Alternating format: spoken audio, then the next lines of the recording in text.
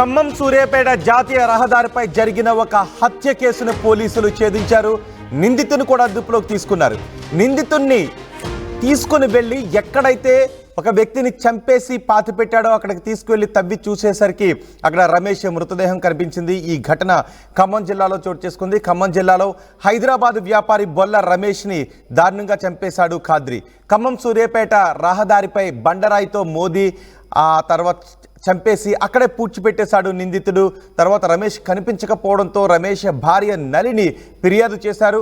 రమేష్ భార్య నళిని చేసిన ఫిర్యాదుతో దర్యాప్తు చేపట్టిన పోలీసులు ఈ నెల 19వ తారీఖున కాచిగూడలో కిడ్నాప్ చేశాడు ఖాద్రిని పోలీసులు అదుపులోకి తీసుకుని విచారిస్తే అసలు విషయాన్ని చెప్పాడు.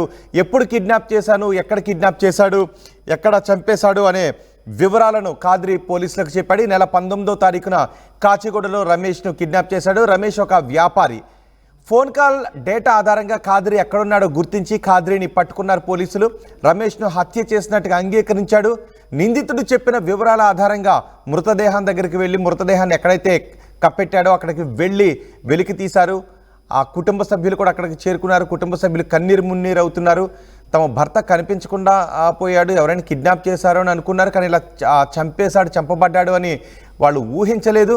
దీంతో తమ భర్తను అక్కడ చంపి పాతి పెట్టారు అని తెలిసిన తరువాత వాళ్ళ కన్నీరు మున్నీరుగా విలిపిస్తున్నారు. ఒకసారి చూడండి, జాతీయ రహదారి నుంచి కిందకి పంట పొలాల్లోకి అక్కడ పాతి పెట్టేశాడు ఖాద్రి. హత్యకు కారణం ఆర్థిక లావాదేవీలని పోలీసులు అనుమానాలు వ్యక్తం చేస్తున్నారు. ఒకసారి ఈ ఘటనపై పోలీసు అధికారులు కూడా మాట్లాడారు. పోలీసు అధికారులు ఏం మాట్లాడారో చూద్దాం. నా పేరు రామకృష్ణ, నేను కార్ఖానా ఇన్స్పెక్టర్, హైదరాబాద్ సిటీ. మా దగ్గర 14/2025 మ్యాన్ మిస్సింగ్ కేసు 19th రోజు రిపోర్ట్ కావడం జరిగింది.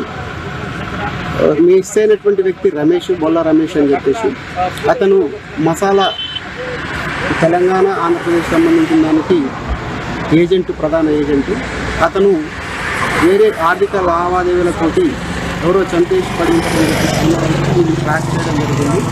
చేసేసి ఈరోజు మార్నింగ్ ఒక వ్యక్తిని పట్టుకుని విచారించగా అతను తన యొక్క ఒక వ్యక్తిని మేము నలుగురం కలిసి చంపేసామని చెప్పడం జరిగింది. అందులో భాగంగానే ఈరోజు ఇక్కడ డెడ్ బాడీని ట్రేస్ అవుట్ చేసేసి ఇన్వెస్టిగేషన్ చేస్తాం.